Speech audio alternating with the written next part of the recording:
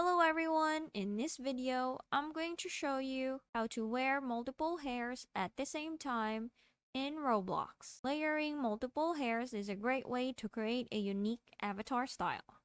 First, open your web browser and go to the Roblox website. Next, click Avatar from the left side menu. Then select the Body tab and click Hair. Equip one of the hair accessories you want. Now, scroll to the bottom of the page and click Advance. A window will appear where you can enter the asset IDs of the hair accessories you want to equip. To find a hair's asset ID, open its marketplace page and copy the number from the end of the URL.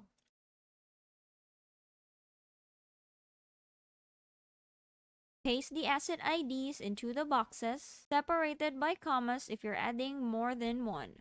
Once you're done, click Save.